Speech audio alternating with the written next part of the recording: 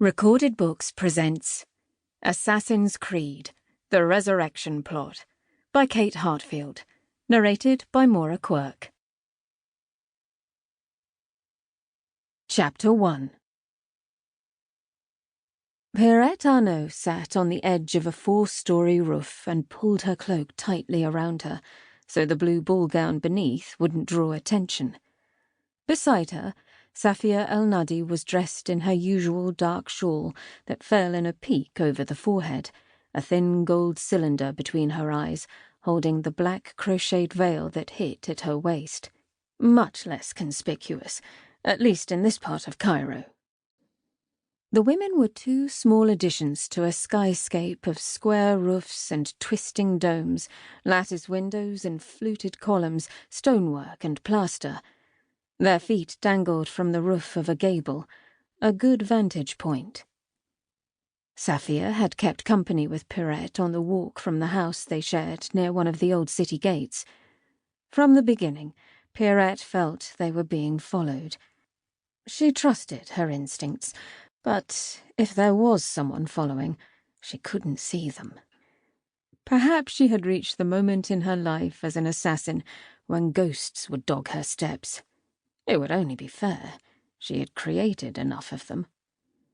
Nonetheless, she had signalled to Safia to change course, so they'd come to the street where Safia's husband, Gamal Sabri, was selling books today. It was a street they knew well, and they'd both climbed lightly up onto the roofs in a narrow alley. In the coffee shop opposite their rooftop, a half-dozen men smoked long pipes under an awning and chatted with Gamal, who had spread the books from his cart onto a carpeted table. Gamal liked to say that bookselling was merely an excellent way for an assassin to monitor the streets of Cairo, but he couldn't hide his passion for the job. Gamal caught the women's eyes, his turban tilting slightly as he looked up. The street was busy, with water carriers and vendors calling out, and women passing through on donkeys, servants at their side. Gamal took an English copy of Darwin's On the Origin of Species off his table to show it to a customer. Pierrette recognized it from the golden triangles on the green spine.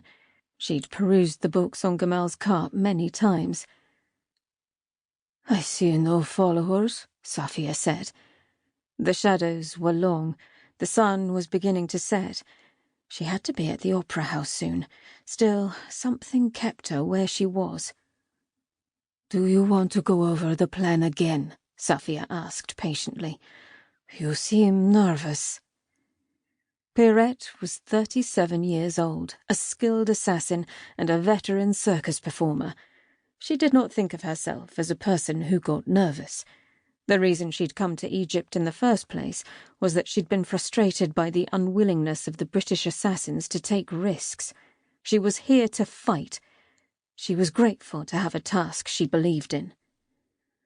Nonetheless, she couldn't deny her unease. Safia seemed to sense it too.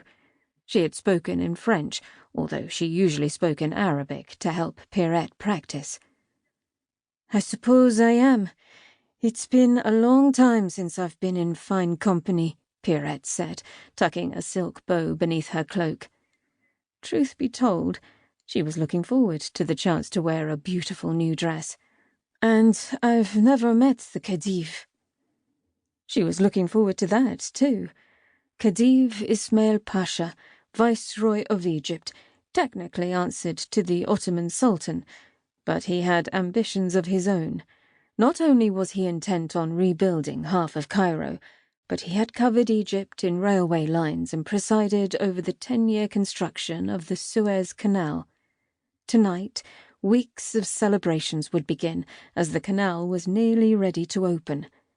The Khedive would entertain his guests, including heads of state at a reception and opera, and Pierrette would be among them. "He will be dazzled by you," Safia said staunchly. "Who wouldn't be? Besides, he wants your expertise for his new circus and hippodrome." "That's just the line we used to get my invitation. The Khedive has many people to advise him on entertainments." "I wouldn't be Sample complete. Ready to continue?